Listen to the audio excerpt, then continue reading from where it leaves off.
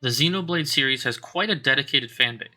I am a huge fan of Xenoblade Chronicles 1, with it being my favorite game of all time. The impressive characters, wondrous worlds, stellar soundtrack, it all came together for such an immersive and beautiful experience.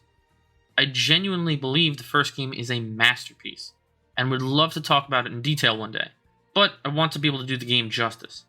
The sequel, Xenoblade Chronicles 2, was quite a departure from the first game, and is quite divisive. Despite that, its fans are passionate about the game in the same way as the first. As you can tell from the title of this video, I am not a fan of the game. I was massively disappointed by what I saw after the first game set the bar so high. The more I played, the more I found wrong, and it's a huge shame. But most of the discussion around the game comes from the tone and presentation, in that the game took heavy inspirations from Japanese anime. The game contains many of the tropes of the genre, which to many hold the game back. However, I found a hell of a lot more wrong with the game, and that's what I want to discuss. So, you may already hate my guts based on the title of this video alone, but let's talk about why Xenoblade Chronicles 2 is so awful. Let's start where I usually do, with the story. Oh, and what a story it is. The premise of the story is actually quite alright. It takes place in the fictional world of Allrest. It was created by somebody known as the Architect in the distant World Tree. In this tree is the fabled Elysium, a place of paradise. But life was cast out into Allrest, and now live on the massive Titan beings that circle the World Tree. However, as these Titans die off, the days are limited for life, as they will eventually have nowhere to go. A young boy named Rex inherits great power when coming into contact with the legendary Aegis. The Aegis is a blade, which are strange beings that come from core crystals. They are powerful, essentially immortal beings, but are bonded to a driver who they share their life. Once the driver is killed, a blade is returned to the core to be reawakened without memory of its past life. The Aegis, Pyra, and/or Mithra, is the most powerful of all the blades, and with Rex as their driver, they set out to find Elysium and hopefully save the world while also preventing Malos, the second Aegis, from destroying it. On the surface, the story is pretty standard. I don't have any issues with the general plot, but let's get into the finer details. More specifically, let's look at how nothing makes any fucking sense in this game. Whoa, what fun! Before I continue, let me say first that I know this game is very important to many people. It's extremely emotional and has some powerful moments. That is actually where I have my biggest contentions though. The game tries to shove emotion to the forefront without earning it. So, I understand if you have an emotional connection to the characters or events of the story, and I am not trying to take that away. All I am trying to do is point out the flaws, because I really am passionate about this too, and I don't understand how many of these mistakes happened when the previous game did it right. Let's get the obvious stuff out of the way, that anime-style tone and presentation. Most of the female characters in this game are obviously sexualized. It can be distracting at times, but I personally don't find much issue with it myself, aside from the fact that they push romantic notions between a 15-year-old boy and a 500-year-old blade. It's fucking gross, dude. What I really find most intrusive is the comedy. The game throws comedy at you quite often to a serious detriment of the story. The first instance is right at the start of the game when we get to Gormott. Rex initially rides on the back of his personal titan Azurta, that he calls Gramps. He mentions Gramps taught him battle arts and is clearly a family member to him. After the tutorial, Azurta flies Rex and company to safety and they crash on Gormott. Unfortunately, Azurta took a fatal wound and is on the brink of death. Rex is desperate, trying to do anything he can to save him. Azurta understands he is going to die, and tries to calm Rex, but he is understandably distraught. Azurta begins to fade away into particles of light, and Rex screams out for Gramps. It is a painful moment. Rex is losing someone he was close to, a mentor, and family member, and is crushing in the moment. Except Azurta calls out for Rex. Surprise! He isn't dead. He's just reverted back to the size of a baby. Isn't that hilarious? Ha ha ha, so funny. Right, guys? No, it isn't funny. It's pretty pathetic, actually. This scene is set up entirely for an emotional moment, an impactful moment. But instead, it turns into a shitty joke. Both Pyra and Rex are perplexed and confused, similar to myself when I saw this happen. They have the decency to have a throwaway line that it was really hard and only a Zerda can do that. But fuck, what a cop-out. Rex doesn't even scold him like he should. He kind of brushes it off as if it was nothing, but he should rip into a Zerda. You might be saying, what's the problem? So what if he didn't die? Well, for starters, it makes a Zerda a massive asshole. But more so, killing off a Zerda makes a lot of sense. The developers need a way to ground the group. A Zerda could easily fly them to wherever they need to go, so in order to get us on a grand adventure, he needs to be taken out of the equation. Since that needs to happen anyway, then it should be used to accomplish something. His death could motivate Rex. It could give us insight into the person he is. Later in the game, it's revealed his parents died when he was very young. By losing another person he considers family, maybe we could learn how their losses affected him, how it was difficult growing up essentially on his own. Maybe we could learn about what it was like living with Gramps for so long. Maybe it could push Rex in a direction where he clings heavily to Pyra and is afraid to lose more. Maybe that is why he could be so desperate to find Elysium, so he doesn't need to lose more. So much could be done to develop Rex and set up story progress later down the line. But instead, it's just a lame joke, and now Azerta sits in Rex's helmet the whole game and can be the exposition dump guy. What a waste. Another awful moment with comedy is when we get to Poppy. Oh yeah, if you played the game, you know exactly what I'm talking about. We come across Tora and Torrigoth on Gormott, and he helps us out when we're attacked by the local guard. We help him get a few parts, and he creates the world's first artificial blade, Poppy. Blades are a pivotal part of life on Allrest. They are how battles and wars are fought. They are extensions of people themselves, and it's said that many drivers even marry their blades after their long journeys together. Normally, to get a blade, one must resonate with the core crystal. However, if the person resonating does not have enough potential, they will only injure themselves in the process. So making an artificial blade is a huge accomplishment for this world. The utility of having a blade forged, that it can bond with anybody, and that is completely customizable. This is something that would change Allrest forever. So when a lightning bolt strikes Tor's home, and power surges through Poppy and brings her to life, the last thing I expected was her to turn around and be a fucking sex bot. Holy shit.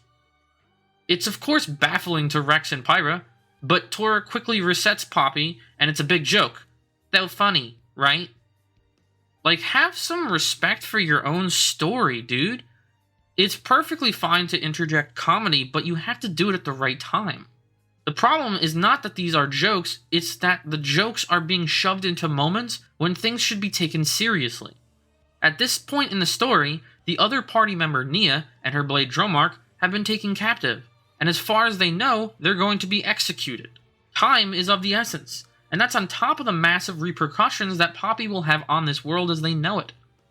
This is not the time for a joke, and just like before, it affects the quality of the story, knowing that this kind of garbage can pop up at any moment.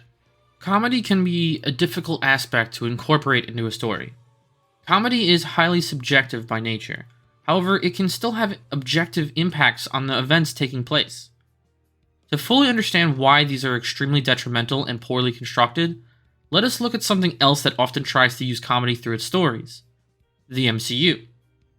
Marvel often gets criticized for its comedy placement in its movies, and sometimes that criticism is very well warranted.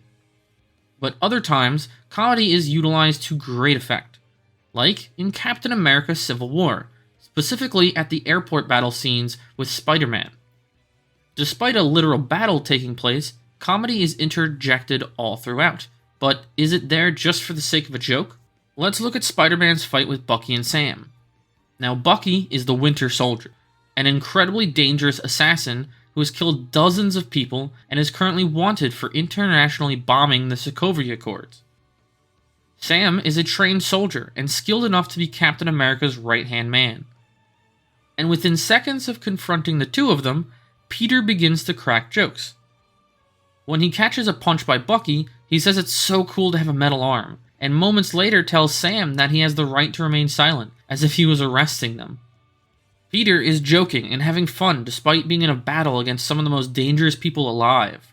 So that surely has tonal problems, right? Well, actually no. Even though it's contrasting tonally with the setting, it still gives quite a lot of information to the audience. It first shows Peter's maturity level. He isn't taking this seriously, when in reality he could be seriously injured or even killed. He is a new hero, and hasn't seen the action that the rest of these characters have. Secondly, it also speaks to Tony Stark's character as well. Tony is the one that brought Peter into this and recruited him, despite knowing it might not be the best idea. It can make you think about Tony as a character and his state of mind, and he isn't even in this scene. Third, even though jokes are being made, the characters in the world are still acting as you'd expect. Bucky and Sam haven't changed and suddenly started making jokes as well. They are still taking things pretty seriously, and that also helps show the strength of Peter on top of all of it. He isn't taking the fight seriously, but can still take both of them on at once. So tonally, everything is still intact, and the comedy only aided in relaying information to the audience and establishing the scene. Fast forward a tiny bit to the end of the altercation. Bucky and Sam are webbed to the floor, and Peter claims he has to make the good impression for Tony, but is thrown from the window instead, letting out a quick comedic scream on the way out. Then Bucky asks why Sam couldn't have done it earlier, to which Sam replies that he hates him, which is meant as a joke for the audience. Now, this scene is another great example of how jokes can be utilized even when the overall tone is very serious. In terms of tension, the scene was coming to a close and the combat had ended. Peter was thrown from the window, ending the altercation, allowing not just the characters, but the audience to relax. With the tension gone, the joke between Bucky and Sam fits as a nice buffer before we move that tension back up with the new scenes. The comedy is perfectly interjected in between those serious moments so that it doesn't mess with anything. The difference in how comedy is handled is that in Civil War scenes, it was either used as a way to communicate information about the characters, or was used in the lull between higher stakes and tensions of conflict. In this game, it suddenly changes from one tone to another without any adjustment, and instead damages the characters. If the joke between Bucky and Sam was used in the middle of their altercation, it wouldn't have worked anywhere near as effectively, and would have stood out to the audience. So what can we take away from this? What was the point of me going over this? It's about immersion. While immersion is a hard thing to definitively measure, it comes down to the believability of the world you are viewing. Believability not in the sense that you could believe it really exists, but that these events are logical and real in the world that they exist in. It would have broken immersion if Bucky and Sam suddenly started acting out a character for seemingly no reason. So when we have moments where the game is trying to tell you that something is serious, only to swap that around for a garbage joke, it degrades the immersion in this world and sets a bad precedent going forward. Why should I take anything seriously when it can suddenly turn around and be a joke out of thin air? That is why I hate Tora so much. He is by far the worst character in this game. His Napon speak gets old real fast, especially when it's paired with so much cringe. There is a heart-to-heart where Tora has Poppy teaching Pyra on how to be more attractive for Rex, and holy fuck, it burns my ears listening to it. Be of service, Mr. Rex, sir. He is given an attempt at a character arc outside of all of this forced humor and cringe, as his father and grandfather were also involved in the design for Poppy. But his grandfather was killed and his father kidnapped. Eventually the group come across another artificial blade, and Tora's father. I'd go into more detail, but it's not important, because the game doesn't even think it's important, since it literally drops everything to do with Tora after they find his father. The entire event is more like a setup for another antagonist in Banna, along with mass-produced artificial blades for later in the story. It really seems like Tora and his father were an afterthought. So I'm kind of glad he isn't more prominent, but even the little bit he is around drags everything down with him. Since we are on the topic of awful characters, let's talk about Jin. Yeah, I'm gonna get flack for this one, I know. Jin is part of Torna, an organization of blades that work with Malos and aim to destroy the world.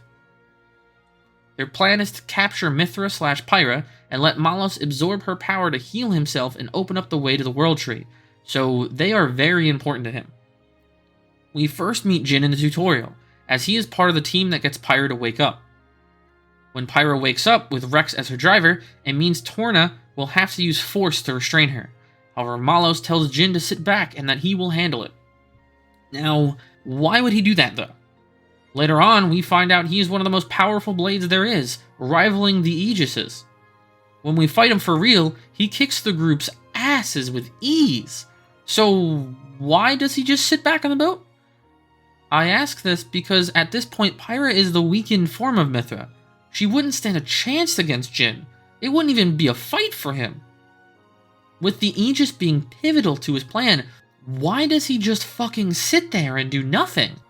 Because Malos said he'd handle it? Yeah, I don't give a shit. Why don't both of you fight and end it that much quicker? You know why? Because then the game wouldn't have happened. There is a second fight with Malos and another Torna known as Akos. This is the fight where Mithra reawakens and they beat back them both. But where was Jin? Oh, he was off doing something else not nearly as important to his plan. And if he had gone yet again, the game would have ended because he would have fucked everybody up. This is a huge problem because, as I said, the game just ends. Jin decides to fight, game over. Sorry, there isn't anything Pyra can do about it. So Jin has to arbitrarily sit on the sidelines with his thumb up his ass for no fucking reason. Moments like this, where characters have to become stupid so the plot can happen, is called bad writing. Speaking of bad writing, another thing that blows my mind is how Torna have a map that can track the Aegis. After the group goes through Gormott, it's revealed that they are being tracked by Torna. They have their exact coordinates at all times. How? Don't know, they just do. But oh boy, does it have a huge impact on the story. This is such an incredible piece of lazy writing. Essentially, this means the writers don't have to work. By allowing Torna to track the group's position at all times, they can just put Torna in any place they want at any time they want. Oh, want to fight now? Guess we will teleport Torna in. Wait, how did they get here? Oh yeah, they're tracking them at all times. No effort has to be put into making it a seamless or natural interaction between the two groups. Nope, just spawn them in whenever you want.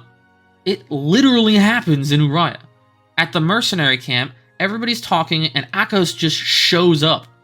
This motherfucker just shows up as if he was copy-pasted into the camp. It's hilarious. This, unfortunately, obliterates the stakes, though. The stakes of a story are not necessarily what is at risk, but what gives meaning to the risks at hand. Essentially, if anything can happen at any moment, then what is somebody to be invested in? In the case of the game, since the opposing faction can appear at literally any moment they feel like, the rest of the events unfolding at any one moment are irrelevant. It doesn't matter where the protagonists happen to be, it doesn't matter what they are doing, conflict can spawn at a moment's notice. To better understand what I am describing, let's look at the previous game. Metalface is one of the primary antagonists in the game along with his fellow Mechon. The first time Metalface and the protagonist meet is the very start of the game with the Mechon attacking Colony 9. This is what sets the events of the game in motion, so there isn't much setup that's required. The next time Metalface is seen is after the events of the Ether Mine. The group saved Juju from another faced Mechon and have just exited the now destroyed Ether Mine elevator shaft. Suddenly, Metalface appears from off-screen, and the group are attacked by a large force of Mechon. Previous to this encounter, we are fully aware that the nearby colony was attacked and occupied by the Mechon, so they are already in the area. Also, the group just fought another faced unit, so it is entirely reasonable for Metalface to be aware of the group's presence and sets up the ambush. He does not arbitrarily show up, it makes sense in the context of the world and the surrounding situations. The next encounter is atop Prison Island. I won't go into details as to avoid spoilers from the game, but the Mechon are attacking the area for their own reason. The group goes to defend the island because the Emperor of the High Entia went there alone. The group encounter Metalface during the conflict, but he even says himself it's simply a bonus that the group are there. They had a task that was completely different. But because of the nature of what is occurring, the nature of people making decisions and the events unfolding, the two factions encounter one another. It happens seamlessly each and every time, and the player understands how and why these encounters are happening. What this also means is that after the events of the Ether Mine, where the group is going through Satoral Marsh, the group is in relative safety. There are no Mechon nearby. You can expect to see a shift in focus on what is occurring in the story, a bit of a lull, the downtime, so to speak. This is what is important about the stakes. We understand not just that a character's life is at stake, we also understand to what exact degree the danger is because we understand the limitations and rules of the world. When they exit the ether mine, while the group tries to take a moment to breathe, the tension isn't absolutely dissolved because we know they are still in enemy territory. In comparison, in 2, when the group is just hanging out at the Garfront mercenary camp, chatting away, Akos literally shows up out of thin air with no warning or understanding of how he got there. He, along with all of Torna, can just show up and cause conflict with no warning because they can track Pyra for some reason. In an area where it should absolutely be more of a relaxing moment, a moment for something else like character work, instead conflict is shoved in at any moment because the developer said, fuck it. And this happens fucking constantly, and it is a huge problem with the story. My favorite moment when this happens is in Tantal, and the group have to fix something called an Omega Fetter. Basically, the Tantal Titan is descending the sea very rapidly, and isn't stopping. So the group take to the fetter so that the Titan won't panic anymore and won't crush itself under the weight of the ocean. However, literally seconds afterward, Torna show up. Like, the Titan was just descending extremely fast. How the fuck did they get here? But I guess they can because they know the exact location of the group at all times? It's a fucking joke. And this is the fight where Jin actually decides to fight for once, and wrecks the entire team effortlessly, proving he could have done it at any point prior, and bam, game's done. The writing is fucking atrocious, and I am only just getting started. The stakes are obliterated, and the antagonists are incredibly stupid, since they just choose to not win. But it's okay, because the main character, Rex, is even more stupid. Rex is one of the worst protagonists of any game I have ever seen. Rex is a salvager. He collects scraps and parts at the bottom of the ocean for money, a very demanding and difficult job, especially for somebody that is 15 years old. He also lost his parents when he was extremely young. And yet, from the very start of the game, Rex is essentially the nicest person in the world. He cares for others, and wants to help people at a moment's notice, and even avoids salvaging anything that he sees as relating to any sort of war effort. What a great guy! Except, why is he a great guy? His backstory does not give us any reason as to why he is so genuinely caring and nice. Yes, he had his Aunt Corrine, or whatever her name is, but for the most part, he grew up without a family. At the age of 15, he is not only doing extremely dirty and dangerous jobs, but also he is known around Argentum for his skill as well. From what I know about him, he should be a completely different person. The difficult job he does should harden him as a person. Maybe it shows him a side of people that is quite unpleasant. The danger should make him quite used to violence, and he should not only be an effective fighter, but a hardened personality. Instead of avoiding the aspects of salvaging relating to war because he's opposed to the war, maybe perhaps it's because he'd rather not get roped into an extremely competitive and cutthroat market. Perhaps the loss of his family at such a young age could make him cut off from others, not easy to open up. He is quite awkward of a kid, but perhaps that awkwardness could come from a lack of social interactions and the isolation of his job. Or perhaps, as I mentioned before, he could be afraid of loss and cling to Pyra and Mithra even more heavily because of it. There is tons of way this character could go from his backstory, and he has literally none of these character traits. Instead, he is a great guy just 'cause. He is helpful and caring when there isn't a reason for him to be like this. Don't get me wrong, I'm not saying the main character shouldn't have these traits, but rather I'm saying we need a reason for him to have these traits in spite of his history. Right off the bat, the character makes no sense. Even as we progress through the game, he doesn't change either. Rex starts as an awkward, emotionally oblivious, and hot-headed kid. As a starting point, that's fine if we disregard his backstory. When he bonds with Pyra, he is understandably lacking in skill and knowledge, but the point is that he grows and gains that knowledge across his journey. When the group gets to Araya and first encounters Van Damme and his mercenaries, Rex pushes Pyra way too hard. His hot-headed nature gets the better of him, and Van Damme could have easily beaten them because of it. He fortunately isn't a bad guy, and Rex gets an important lesson. He has to be mindful of his blade. Later on, Echo shows up randomly, as I've mentioned. Despite winning the game fight, he ends up injuring Rex and Pyra, but is run off by Vandam. After this encounter, Rex realizes he pushes Pyra too hard again, and wasn't thinking about things. It's an incredibly odd moment. I guess he didn't really learn anything? Then, when Malos and Akos battle the group, yet again, Rex just keeps pushing Pyra, and keeps just jumping into the fray like an idiot. This is where Vandam sacrifices himself so that the group can escape, but Rex just keeps charging in.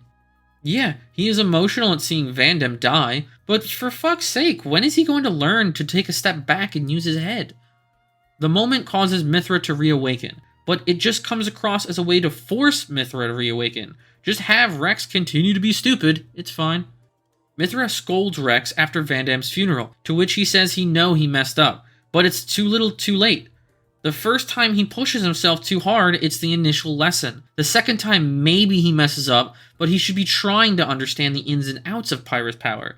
The third time around, he should not be so foolish and quick to action. He should be learning things here, but he keeps doing the same thing over and over.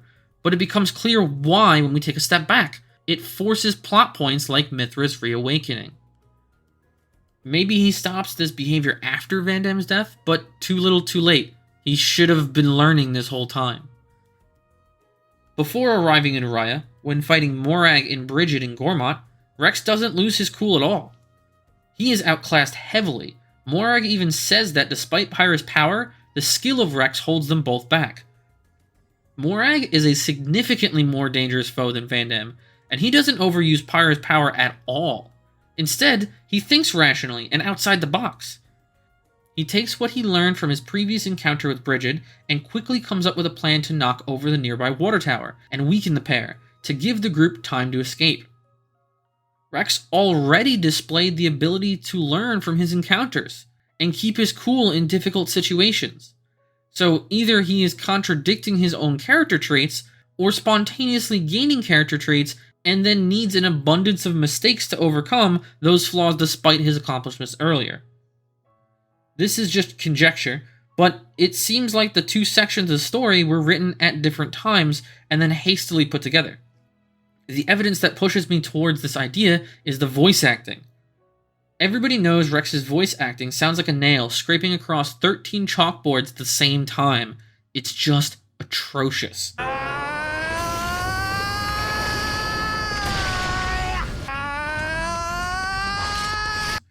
But there is no way that this wasn't caught beforehand. There is no way that this was the final product after hours of recording. Rex's lines often sound like first takes, like the actor was warming up or getting a general sense of what he was meant to do, and they just ran with it. If they were willing to run with takes like this, I wouldn't put it past them to rush putting story plots together too. His interactions with Pyra and Mithra are also quite strange. He demonstrates extreme loyalty to those he considers his friends, notably when Morag points out Pyra once destroyed multiple Titan continents with her immense power. Rex stands with her, believing in Pyra, and choosing to stand with her against the world. Rex doesn't know everything about her past, but is the kind of guy that doesn't hold that against somebody, and instead tries to be there for her despite not understanding, and helps her shoulder that burden. This is reinforced when they initially meet Tora. He pushes Pyra on information about her past, but Rex is the one to notice she is uncomfortable and de-escalates the situation. He shows additional attention to detail about her. Then, in Uraya, he pushes her power too much as if he isn't in tune with her whatsoever. It's extremely odd. After Jin kicks everybody's asses in Tantal, Pyra is taken, as was their plan. But when coming up with the idea how to save them, Azurta says Rex has essentially only thought of himself and his goals to get to Elysium all this time. And in order to save Pyra and the world, he needs to accept her as she is, despite it all, help her take on those burdens and become one. And this is supposed to be his payoff, like his overall journey is accepting her, except not once in the story do we ever see him not accept her. There isn't a time when he is disrespectful to her, or unaccepting. In fact, most of the time, he is doing his best to understand her more. It's Pyra and Mythra that are distant and don't open up. It's not Rex's fault. The game tries to make it about the Aegis' power and how her original driver couldn't unlock her true potential because he was scared of her power. But I don't see how this follows to Rex because he knows nothing about her true power. How could he be scared of her? None of it makes any fucking sense. After all of it, after accepting her a little bit more, I guess, he does unlock her true power. It's supposed to be the milestone of the story, of course, although I'd argue it has little to no weight to it. Either way, it's all kind of undercut at the very end of the game. At the very end, Mythra plans to sacrifice herself to save everybody and the world. In this moment, Rex desperately tries to go against her decision, trying everything he can to get back to her and save her. The whole point of the journey was being in tune with her and understanding her, and right at the end, he doesn't understand anything. He cries out and is desperate when at this point he should be far wiser. After this entire fucking journey, he's still just a kid, kicking and flailing endlessly. He shouldn't have said a single word. He should have just looked at her and understood in that moment that it was her choice and it was for the greater good. He should have shed a tear and shown that it hurt, but it should have been him to be the one to prevent others from going to get her, not the other way around. Rex's character is nothing short of a mess, and that is where the emotion comes in, because his journey is quite emotional, and I can understand how many might connect with the struggle and path he endures. But personal connections are exactly that, personal, and his character is terribly written. Next up is Pyra and Mythra. I'll start off by saying I actually like where they were going here. The interesting part about this character is that it's a split personality. Mythra created Pyra after the Aegis War 500 years ago. Her personality split off when she couldn't handle the aftermath of the war, and Pyra was all of the things Mythra could not be. Pyra is gentle and caring, while Mythra is reserved and rough around the edges. They are great foils, and it's an interesting dynamic having the two personalities at play. But the important thing to note is that Pyra is a personality. She even says her flame powers come from something else entirely. She is not the real Aegis. She is not the source of that power. That is actually Mythra. This is important for many reasons, of course, but in terms of the story, it adds an interesting element in that we meet Pyra first, so we always have her in the back of our minds. She is where our connection to the character came from, but Mythra is not just that power, but the real personality, and the blade behind it all. Once reawakened, the two personalities swap back and forth constantly, and even talk to one another. Like at Van Damme's funeral, Mythra scolds Rex but then puts the brunt of the explanation on Pyra. It's an interesting dynamic where she says it's not fair of Mythra to do that. I would have liked to see the personalities be more fluid, and by that, I mean have them pop in and out at random. As Pyra is a split of Mythra, it would be interesting to see them swap back and forth unintentionally, depending on what is going on. Maybe Mythra has a traumatic memory and defaults to Pyra and accidentally weakens the team at a crucial moment. A lot could have been done here, but it is cool when they are fighting Morag a second time, and they do this on purpose. Mythra swaps out for Pyra to purposely fire off a weakened attack because they don't have any reason to hurt anybody. It is an interesting use of their split personalities that I wish had happened more. This is where it gets weird though. The game starts to act like they are two separate entities at times. Rex even states that he views them as the same person, which they are, but when he is in his acceptance phase and unlocking the true potential of the Aegis, he talks to both of them at once. They are talking to him as separate beings almost. Yeah, it's all in his head technically, but why are they split apart like this? It's a bit odd. When she enters her ascended state, Rex asks if it's Pyra or Mythra, to which she replies it's kind of like both at the same time. And that just doesn't make any sense though. How is it both? Pyra was invented by Mythra, a completely fabricated personality and form in an attempt to cope. How would her ascended state have anything to do with that? That's not how personalities work. In fact, Pyra should honestly be pushed out as the story progresses.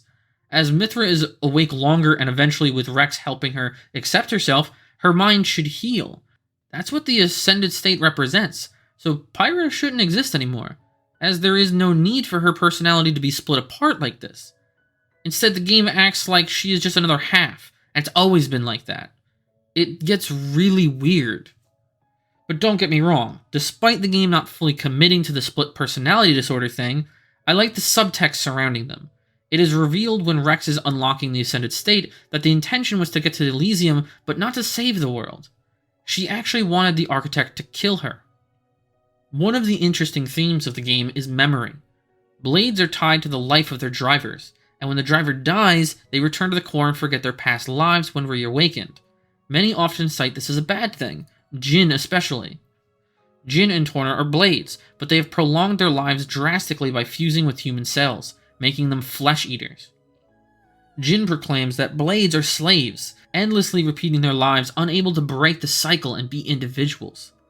Others, like Brigid, wonder if they retain their sense of selves, and she questions if she has changed over the many years of being reawakened. But Mithra is at the center point for all of this, and begs the question if memory is even a good thing to begin with. As Mithra never returned to a core, she remembers all of the awful things that happened back during the war. She remembers the pain and loss, and the memories continue to haunt her. She is so guilt-ridden and so afraid of herself that she wishes she could die. One of my favorite scenes is when Pyra is chatting with Rex's aunt, and she says Rex might be better off without her.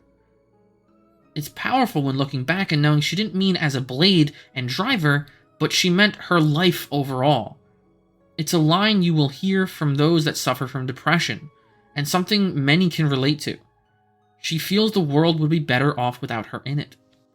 Perhaps Jin is right, and that Blades not being able to remember and being bound is wrong. Or maybe never being able to forget those you lost is a far worse fate.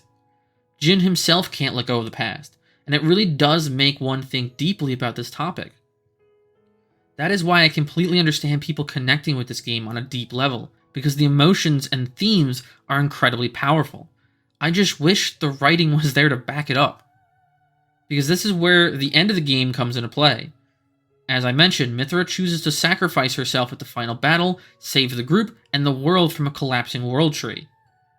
The whole journey for her was that she was able to accept herself. Despite all the pain and suffering that her memory could cause, she realized that new memories can always be created.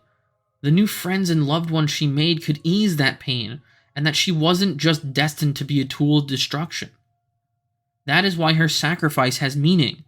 Just as she accepts herself and her memory, just as she comes to terms with everything and has the potential moving forward to have love and joy, she instead chooses to give it up. She chooses to die after all, because those new memories she gained are worth it. She will gladly die so that those she loves will live, and it is a powerful sacrifice. Or rather, it would be, because after the credits, her core crystal glows again, and Rex reawakens the Aegis. I feel this completely undercuts her sacrifice. It's meant to be like a bittersweet thing, as Rex gets to keep her, but she doesn't remember anything. But that was the fucking point.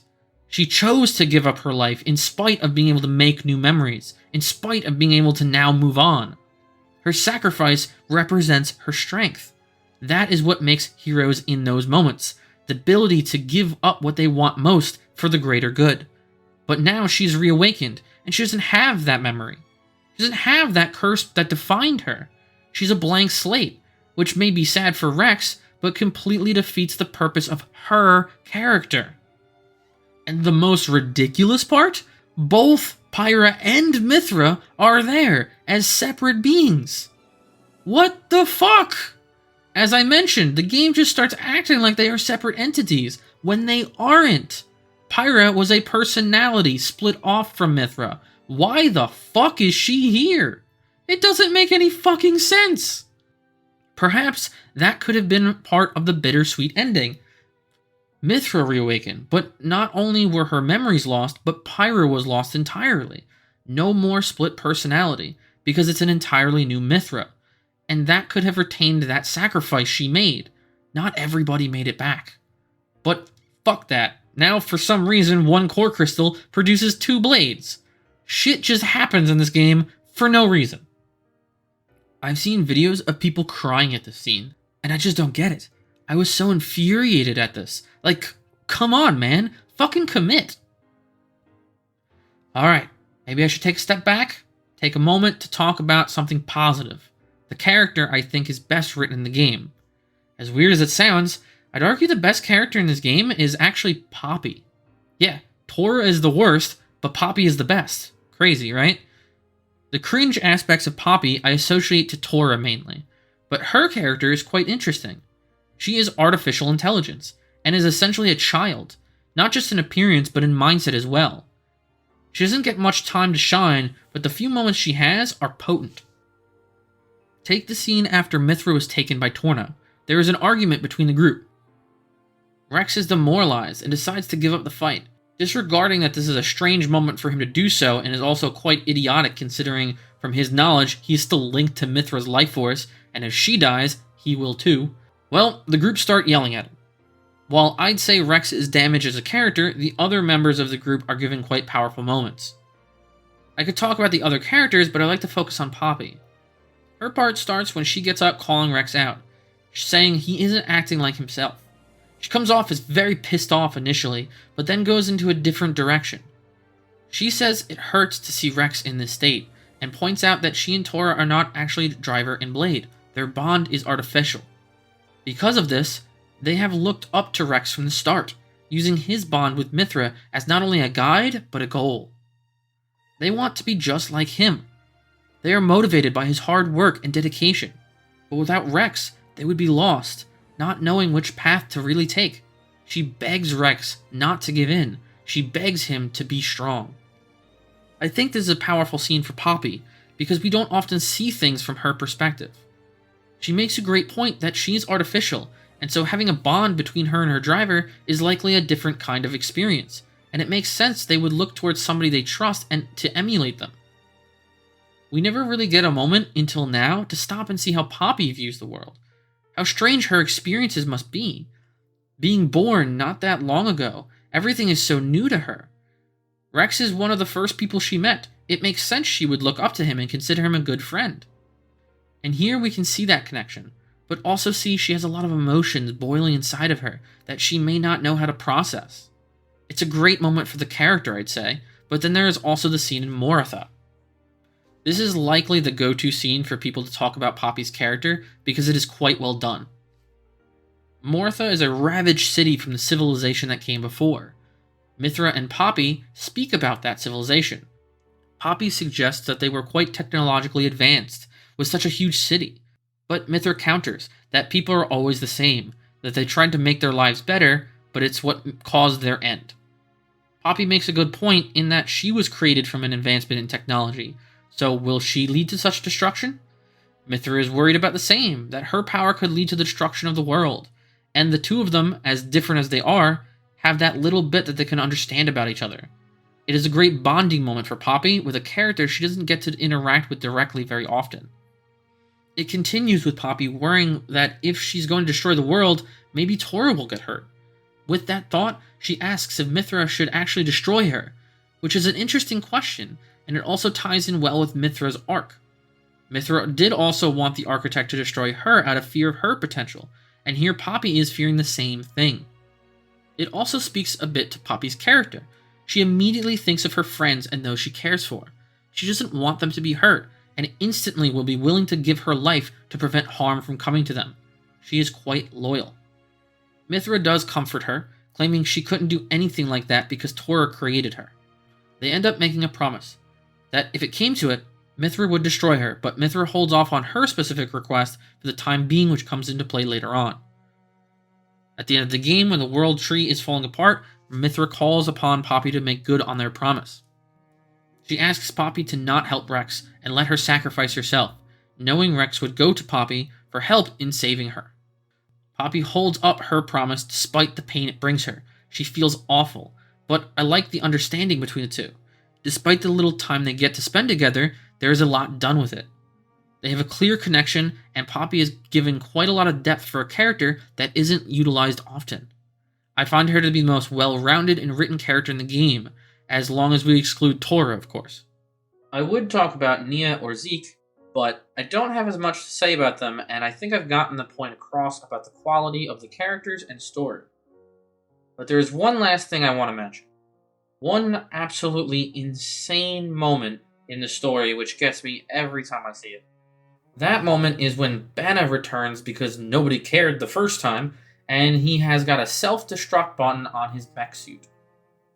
The Emperor of Mor Ardain, Niall, attempts to defend the group and the leader of Uriah from the explosion. He ends up getting hit by the blast and dying, to which Nia revives him. But when you watch the scene, it's hilarious. It's meant to be noble. Niall willing to give his life to save others, as he courageously tries to jump into the fray and stop the bomb from detonating. Except, this absolute moron leaves the barrier to try and stop Banna. After the blast, the barrier is completely unaffected, and nobody is hurt inside. But this guy had to run out for some reason. Excuse me? All he had to do was stand still, and he would have been fine. This scene has a not-so-subtle shot of Nia, and it's meant to be a reason for us to see her alternative form. But really, it just means that Niall is the dumbest person on Allrest.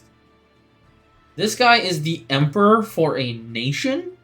It's so funny watching him run ever so slightly out of the barrier to just get a giant explosion to the face which kills him, without leaving a mark on his body. Holy shit, it showcases the level of stupidity the game goes to just to force events to happen. Anyway, with that out of the way, why don't we finally talk about the gameplay mechanics, shall we? Let's start with the general gameplay loop. Blades are the focus here, and provide each character with their abilities known as arts. Each blade comes with 4 arts, with 3 being equipable at once, and those arts are defined by their weapon type. Each character will have specific arts from a weapon type, such as katanas or hammers. These arts are not on a standard cooldown timer, and instead must be built up through auto-attacking. While arts can have bonus effects, the major point to them is building up blade specials. Blades will have 4 different levels of specials, all with their own unique effects. These specials leave behind a bonus effect based on the blade's element, which when combined together with other specials of increasing power, will create an elemental orb.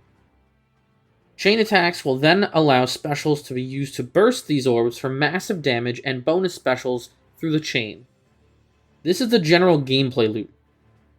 You auto-attack to build arts, you use arts to build specials, you use specials to build elemental orbs, and then you use a chain attack to burst the orbs. Now this might not seem that bad until we understand that this is the basic loop, meaning that this is intended gameplay for all combat situations. Or in other terms, even the most basic of enemies is still balanced around this tedious grind. And yes, it was balanced around this. There is an easy difficulty setting in the game, however, this was not originally in the game and cannot be used when initially creating a new save file. It's a part of the DLCs, and must be opened on the menu screen. The developers intended the balance of the game around the normal difficulty. The game is mind-numbingly slow from the ground up. Here is a great example. Here is a clip of me fighting a random enemy at the entrance of Mor Ardain. Please note that they are 9 levels below me, and then note how long this fight still takes. It is absurd. At a 9-level difference, there should be a clear and present overpowering occurring here. But instead, you'd think the enemy would be my level, if not higher.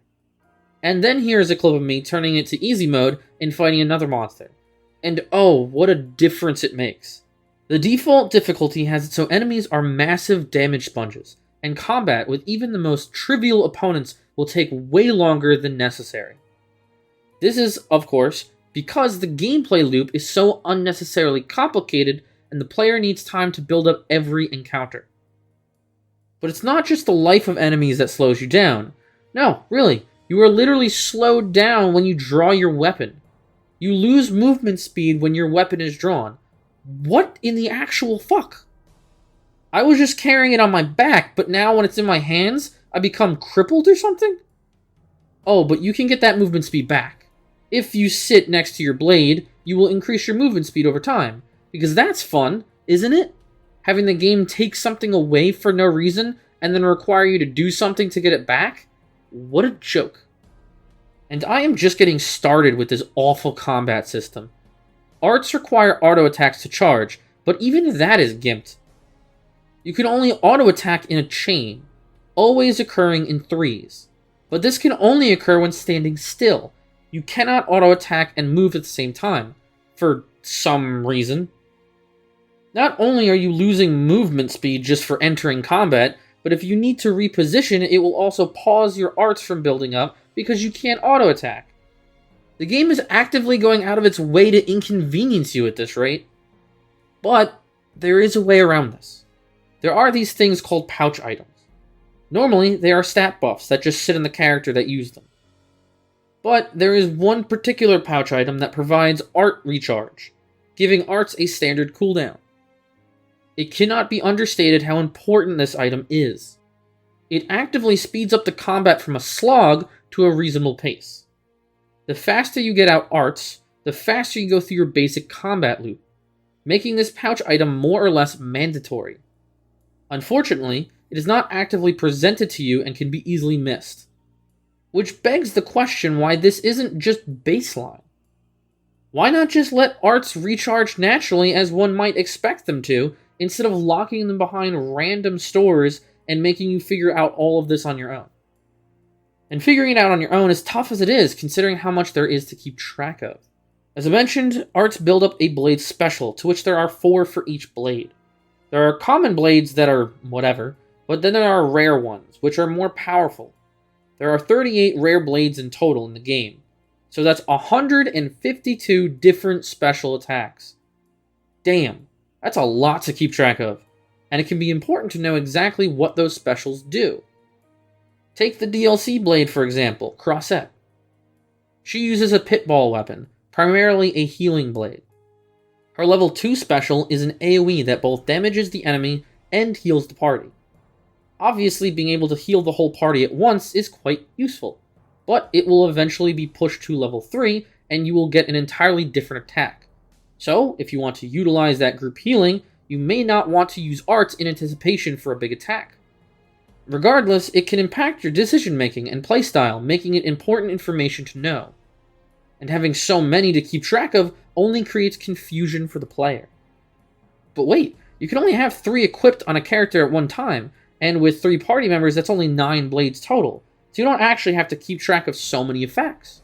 Well, that is correct, but it still leaves 36 different specials to keep track of, which is still a lot. But this is also where blade acquisition becomes important. Because it isn't just about picking up the blades you want to use, or the ones you like, many of the blades are acquired randomly. Aside from story and DLC blades, they must be awakened from core crystals. It is entirely random what you get.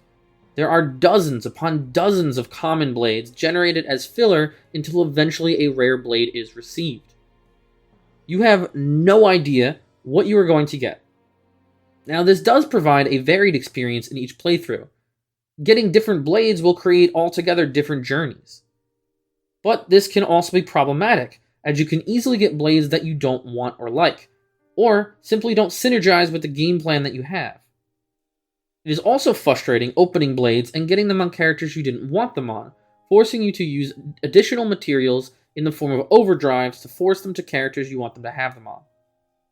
You don't have control over what kind of game you're going to play. You can have a tougher time progressing simply because you got weaker blades, and you have no control over this. Again, the variance of playthroughs is nice, but it should be up to the player for that variance. A player should have some semblance of control over the blades they get so they can create the teams that they want. This is also why it's important to learn the blade specials. As you randomly get new blades, you don't know how your different blades may synergize together. While I didn't care for the pitbull as a weapon type, I found Crossette's level 2 special so useful that I kept her on my team. While she was a DLC blade, the example is still relevant. If she was opened through a random core crystal, then I would absolutely be changing my game plan the moment I got her, and it would be something to keep an eye out for.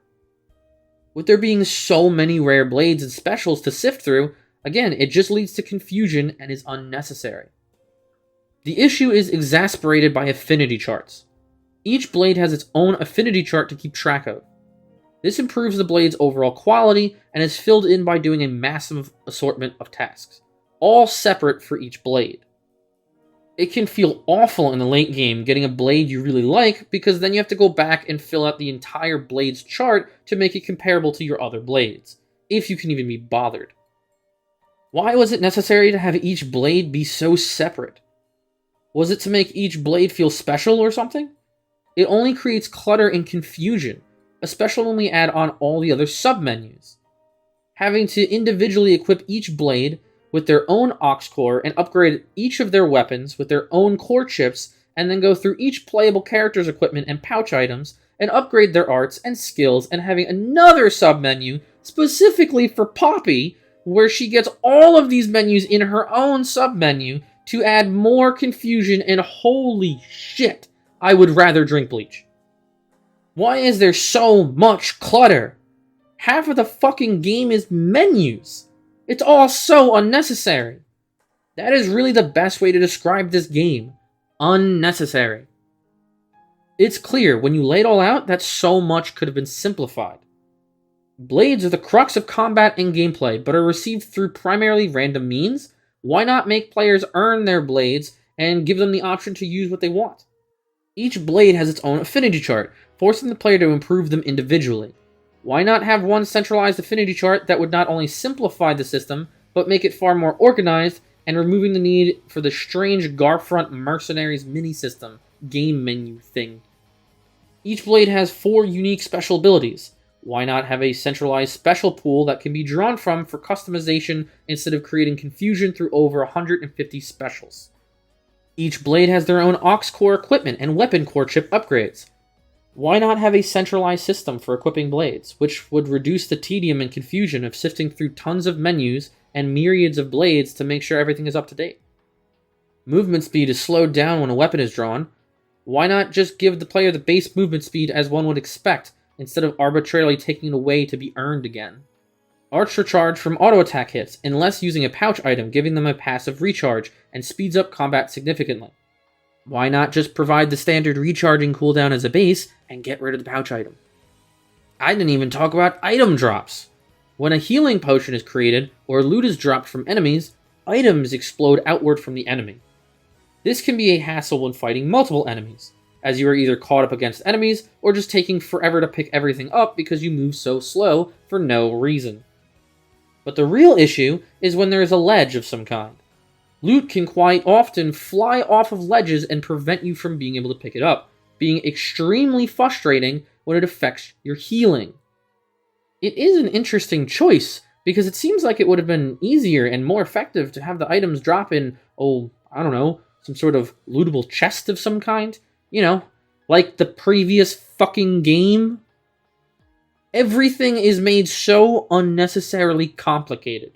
Almost everything could have been simplified to make it completely more efficient. Of course, not everything needs to be focused on efficiency, but then we must ask what comes from it for not being efficient. In the case of Xenoblade Chronicles 2, the volume of menus and systems layered on top of one another, the complexity of those systems, and the lack of available information despite 1.5 million fucking tutorials leads to a confusing mess that tries to distract the player, hoping that the quantity makes up for the quality. And there is some quality. As I mentioned, I like some of the themes the game attempts to address. The world is stunning, and the soundtrack has a lot to love. While some light shines through, the weight of a game's quality comes down to the events taking place and or how it's played. It doesn't matter how gorgeous a game looks if it plays like ass. Many people are likely going to disagree with me right out the gate, and they will provide me with a mountain of torches and pitchforks. I can understand how and why so many are passionate about this game. I can see why it's beloved by the community. It often gets criticized for its huge change in style, but it bugs me that everything else is so commonly overlooked. I have seen videos on the game, notably from Chugga Conroy or King K, where they talk about the many things they love about the title. One of the big things that stood out to me, though, is the shared negative experience of initially playing the game. They say their first playthroughs were extremely difficult, and a bad time overall for more than half the game. It only improved once they finally cracked the code, so to speak, and they finally understood the gameplay loop and its myriad of systems. I find it extremely evident of the game's quality that even in those that love it the most admit that initially the game harbors a negative experience. A game with massive holes in the story and painfully idiotic characters. A game that requires you to dissect it, playing dozens of hours before understanding its fundamental basic mechanics. How can somebody call this a good game? Xenoblade Chronicles 2 pushes deep themes and tries tons of new gameplay ideas, but the execution is what's important. The story is grandiose, but dragged down by foregoing basic logic, forcing comedy, and its lazy writing. Its gameplay is overly and unnecessarily complex and confusing. It doesn't reward the player for learning, it actively punishes you for even picking up the controller. I have heard the DLC, Torna the Golden Country, is quite the experience and potentially better than the main game. I didn't talk about it because honestly I have no interest to play it. It is a prequel, but it is also, to my knowledge, functionally an entirely different game. I'd almost want to talk about it in its own video, but the main game didn't give me any reason to go and try it. I absolutely adore the first game, which is likely why I was so hard on this one. I didn't expect 2 to fill the shoes of 1, but I also didn't expect it to make so many mistakes that didn't need to be made in the first place. The previous game proved that they could do it, so there is no excuse. Xenoblade Chronicles 2 is awful, and honestly, that just makes me sad, because I know what could have been. Anyway, I hope I didn't piss people off too much. I tried to make my arguments as clear as possible. I don't have any writing degrees or anything like that, I'm just learning as I go. But I hope my rant can be enjoyable at the very least. Everybody have a great day. I'll see you around.